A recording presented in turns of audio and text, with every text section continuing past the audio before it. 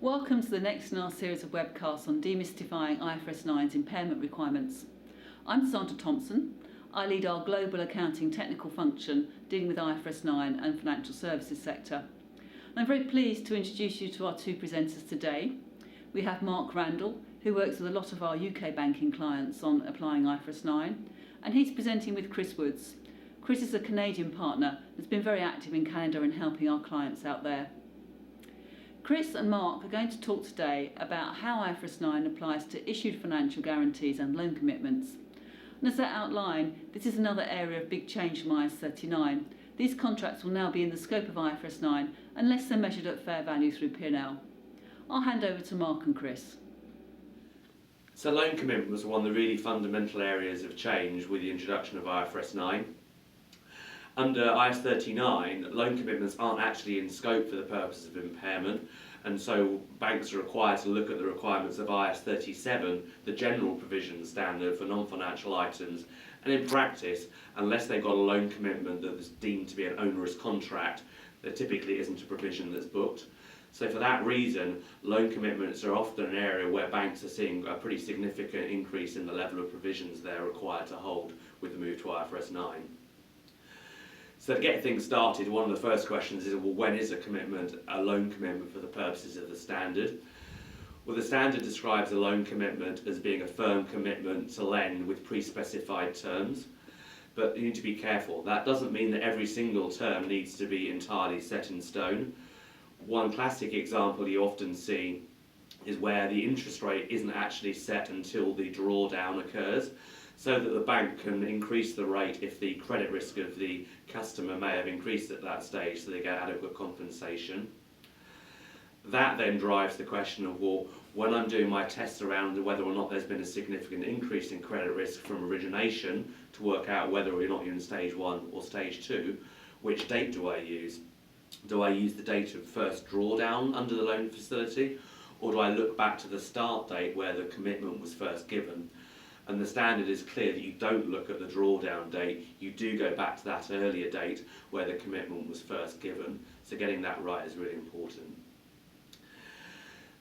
More broadly, when you're then looking at loan commitments within the scope of IFRS 9, just like the rest of the standard, you need to model forward. So even though you might have a zero drawn loan balance on your balance sheet or reporting date, you need to look forward to model what might the drawdowns be, and then what might the defaults be and the losses that you experience on those drawn amounts.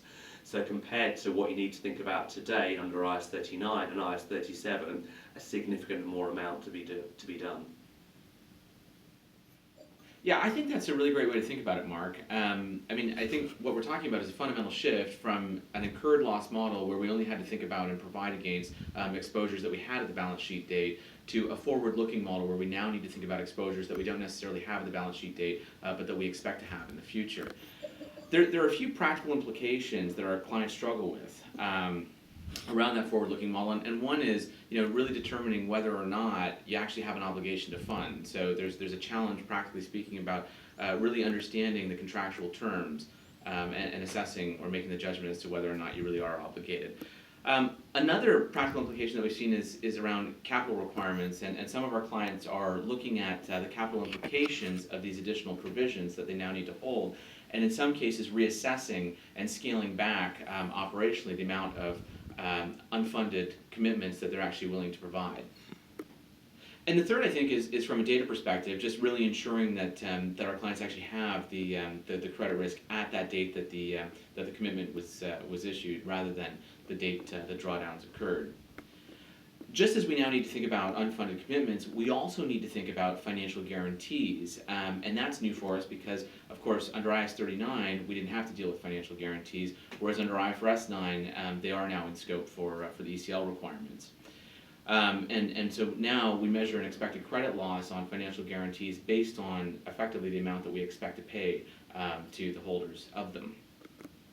What's really important to understand is what actually constitutes a financial guarantee within the scope of IFRS 9, and it's not always obvious. A good example, for instance, is letters of credit, where I think people's minds quickly jump to financial guarantees, but as you start to look at the contractual terms, it's not always the case, and in some circumstances, you might have something like an insurance contract that's in a totally separate standard altogether.